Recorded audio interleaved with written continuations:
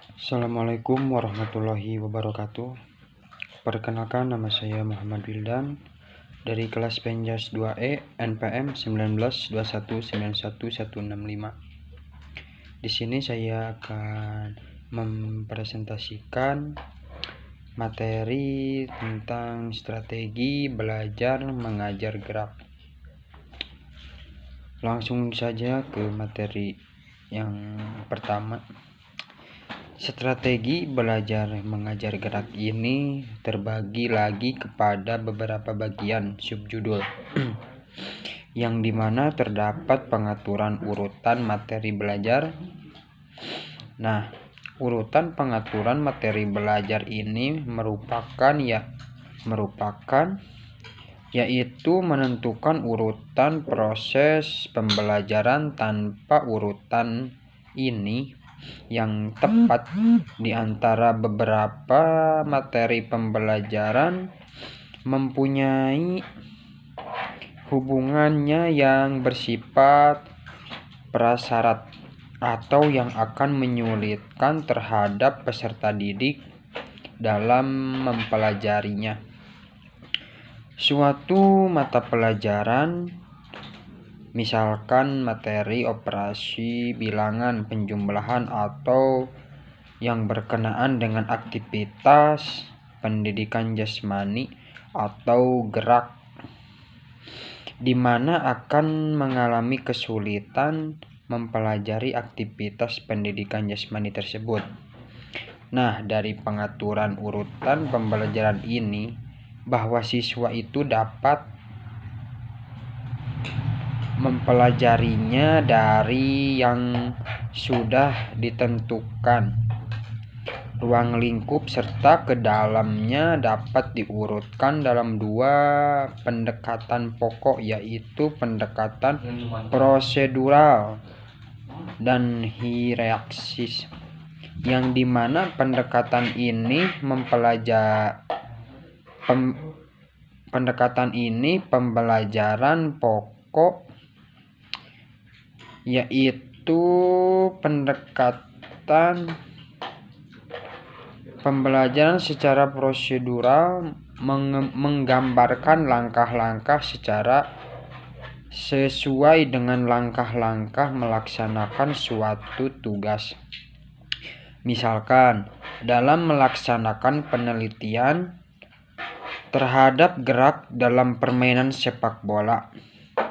Untuk mencapai standar kompetensi ini, peserta didik harus melakukan langkah-langkah berurutan, mulai dari cara merancang metode yang dianalisis.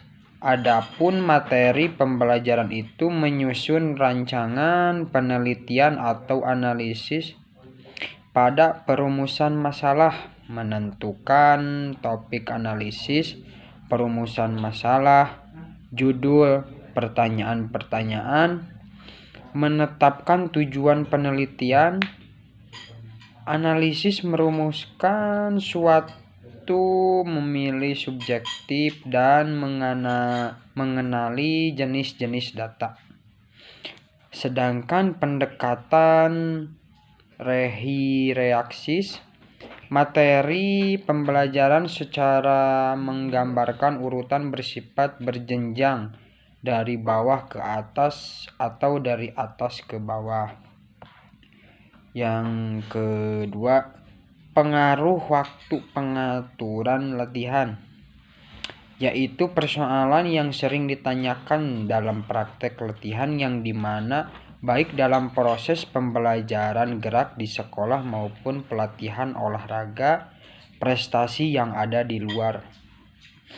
Mutu hasil belajar dan latihan ini yang masih rendah. Hal ini sebenarnya bertalian dengan jumlah curahan waktu aktif belajar atau berlatih erat dengan jumlah curahan waktu aktif belajar tersedia bagi anak-anak. Yang kurang atau kemampuan guru serta pelatih dalam mengatur waktu latihan itu menentukan jumlah mengalokasikan waktu yang cukup bagi anak-anak, sehingga jumlah latihan ini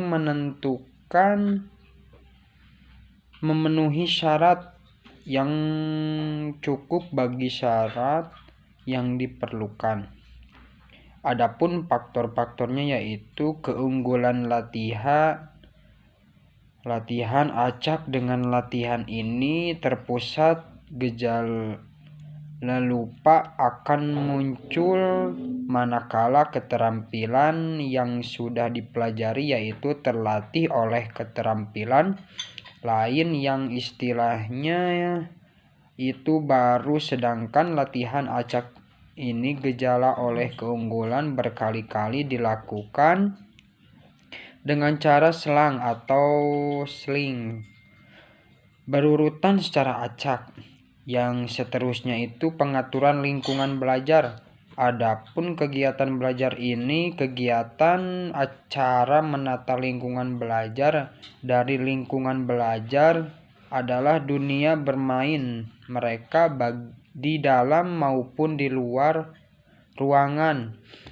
Penataan lingkungan belajar ini merupakan penataan lingkungan fisik baik di dalam maupun di luar.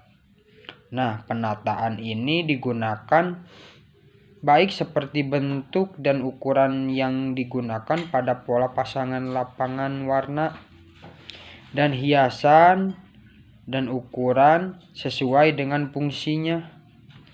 Nah, menata lingkungan belajar adapun sebagai berikut: mempersiapkan lingkungan fisik yang aman, tentunya nyaman, menarik, dan desain menarik mungkin bagi peserta didik itu agar dapat menarik perhatian mereka dan mendukung anak-anak untuk mandiri bersosialisasi ke dalam menyelesaikan masalah. Yang terakhir yaitu strategi atau cara yang digunakan agar tujuan pembelajaran bisa tercapai. Setiap guru itu tentu memiliki karakter atau pembawaan yang berbeda-beda. Nah, begitu juga dengan peserta didik. Banyak karakteristik peserta didik itu pasti berbeda-beda.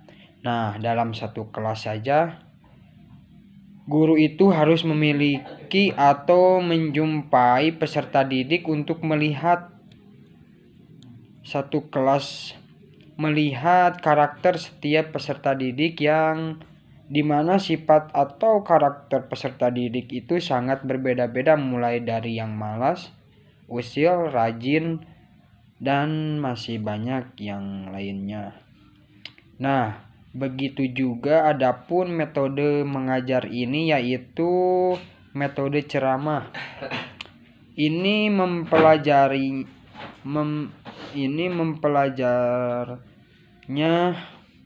yang disampaikan secara lisan langsung kepada peserta didik. Nah, adapun metode diskusi, metode ini adalah mengajar yang dirancang oleh forum diskusi atau siswa.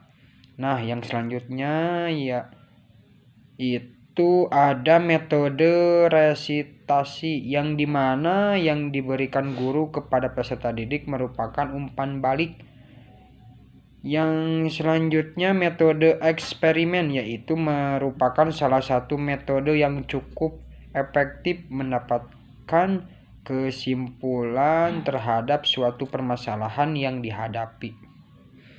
Nah, metode demonstrasi ini metode merupakan integrasi antar gerakan dan juga lisan. Selanjutnya itu metode karya wisata, merupakan metode yang disukai peserta didik karena mereka belajar di luar kelas dengan pengamatan secara langsung di lingkungan sekitarnya.